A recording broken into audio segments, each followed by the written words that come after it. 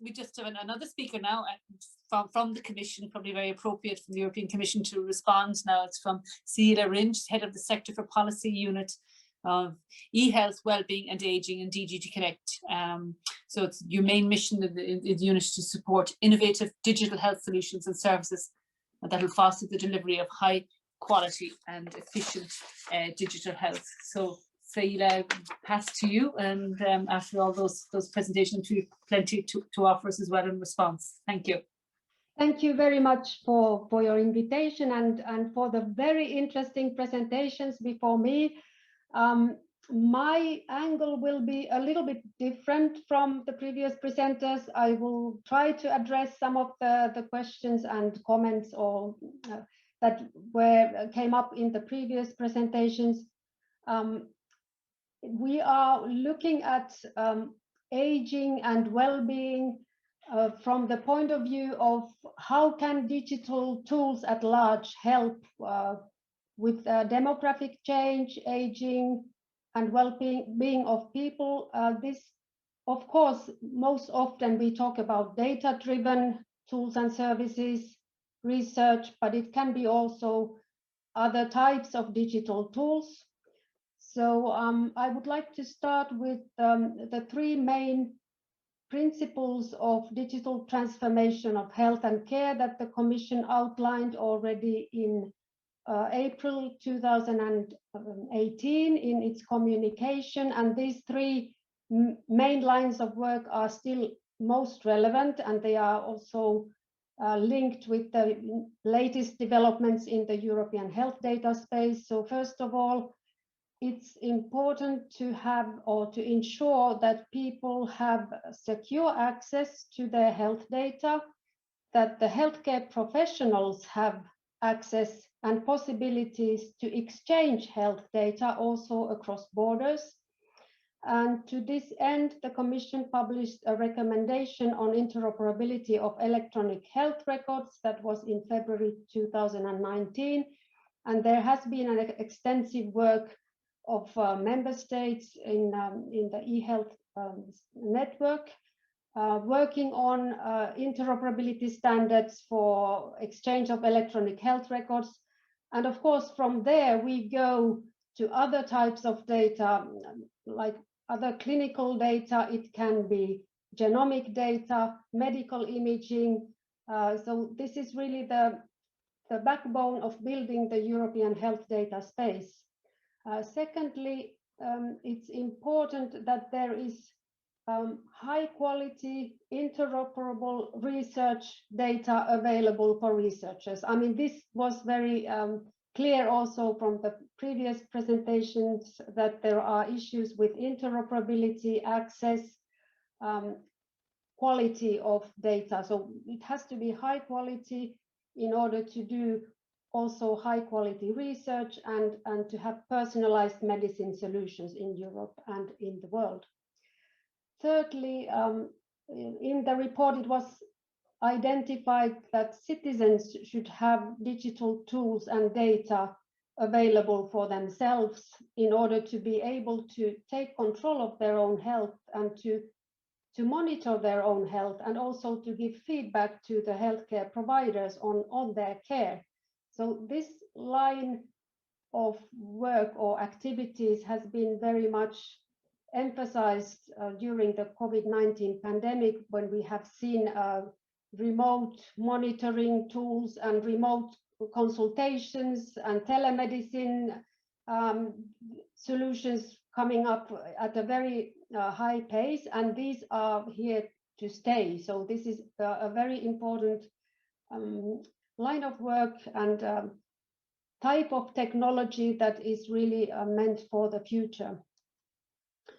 I would very briefly like to present a few community initiatives on supporting uptake of digital solutions healthcare to social care.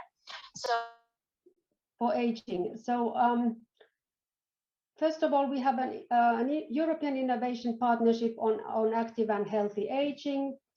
It includes 103 reference sites to scale up innovation for active and healthy aging. It includes more than 1,200 organizations and also twinning schemes in order to exchange best practices to really have high quality solutions for elderly people, for example, to prevent falls, or to have to be more independent in their living, to have integrated care, or to help with adherence to prescription, for example.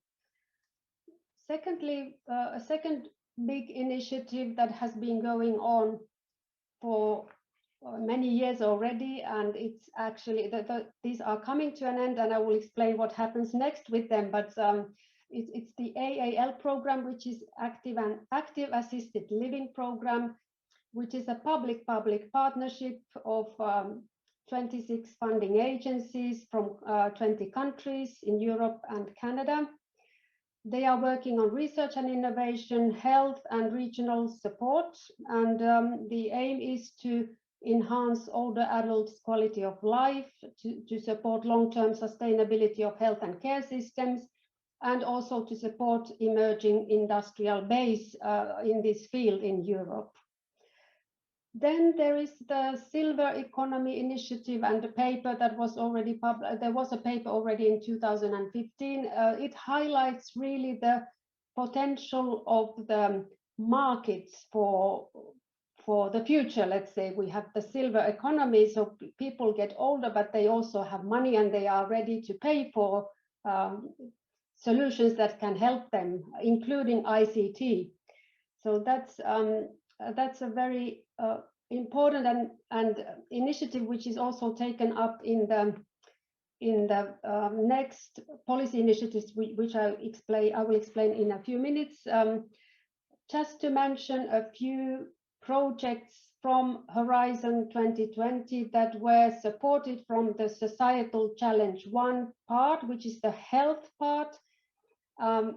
Here we are not taking exactly the same angle as in the previous presentation. We are talking about supporting aging and well-being in general. So there's a large variety of projects from robotics, coaching, personalized health and social care services, ICT platform, which is helping the family caregivers and social care systems to share information on different activities.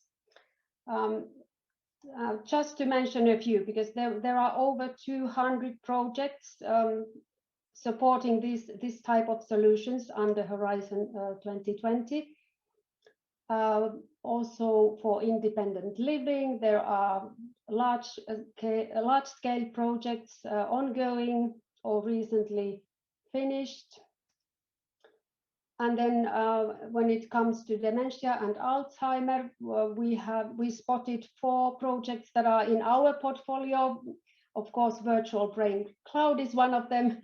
And just as an example, we also have, for example, Caregivers Pro MMD, which is an eHealth app targeted to caregivers and patients in order to improve quality of life for dementia patients. iPrognosis is working on new detection methods and interventions for Parkinson's disease. PredictND is about prediction, diagnostics, and management of memory disorders such as Alzheimer's, and so on, just to mention a few. Then I mentioned the Silver Economy initiative, and this is also very much related to the very recent Commission report on demographic change. It was published in June last year. The report presents really the main drivers of the demographic change and the impact that these drivers are having across Europe. It outlines the future outlook of demographic change and what needs to be taken into account, and digital tools are really one of the means to have to gain savings for the care systems and to empower citizens, people to remain healthy for longer. The report also takes into account lessons learned from COVID-19, and it talks about how to support people, regions, and communities that are most affected, and how to enable them to adapt to changing realities. So the report is really looking into the future. There were also Council conclusions in October 2020 on human rights, participation, and well-being of older persons in the era of digitalization. Just to mention a few recommendations, what the Council called to promote active and healthy aging in general, and including to use positive impact of digital technologies in public services, such as health services, and to have longer working lives. There was also a recommendation to make available and simplify telemedicine services and use of digitally enabled health-related tools, so that persons at any age are able to easily use those tools. Also, the Council was calling for the Commission to continue to support Member States in actions aimed at prevention of chronic diseases, health promotion, and strengthening a development of long-term healthcare policies with a focus on digitalization. Finally, there was very recently published a green paper on aging, where the public consultation is currently open, and of course we invite you to have a look at the paper and possibly participate in the public consultation. Then if we look at innovation in active and healthy aging, so what are the challenges ahead, taking into account all those policy papers and research work that has been going on? Of course, the long-term chronic complex medical conditions are going to take a lot of resources in the future, and there the digital solutions also can help a lot. There will be an increased demand for social and health and care systems in terms of facilities, staff, and supplies. So there will be a huge demand for staff, supplies, and so on. So again, we should think ahead and try to see how to alleviate the burden of health systems, also with digital tools. Also, we need age-friendly living and working environments, also, so that people can stay at work for longer. There are gaps in digital skills, both for healthcare workers and the patients and citizens, and this was also mentioned. And there's also the digital literacy problem that needs to be addressed. And when it comes to COVID-19, there are issues like isolation and mental health that need specific attention. And when we talk about computer modeling, that was very much in the center of the previous presentations, we are also looking at the concept of digital twins for health, so not modeling only the brain, but also other organs, and eventually to have digital twins of each of us. That would be something for the future. And finally, we need to continue to support the uptake of digital innovations. When it comes to funding and the next funding programs, digital health solutions can be supported from various funding sources. There are structural funds that can support the deployment of digitally enabled health and care solutions in member states. Horizon Europe will have a new partnership which will build on the two that I just presented, EIP, AHA, and AAL, and others. So those communities will come together in the Horizon Europe partnership on transforming health and care systems. There is the new EU for Health program. There's also renovation wave strategy for smart, green, and sustainable housing.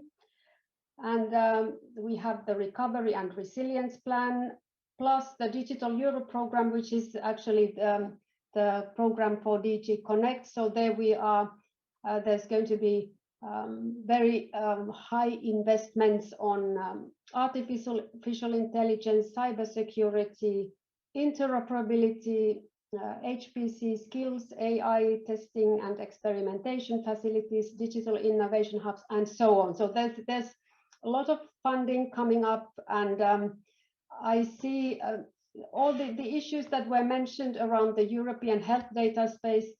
They are really part of the package, let's say. So we really need to build the European health data space, keeping in mind that there has to be a central infrastructure and a, let's say, regulatory framework. And from there, we can start building and make sure that the various infrastructures that are built around different types of data are also interoperable among themselves. That's of course a huge challenge. So this was all from me. Thank you very much, and I'm happy to answer any questions you may have. Thank you. Right. Thank you. Thank you, Saila. Thank you very much for that. And I think it's good to get a summary there in the last slide of all the funding programs that are available and that will be available.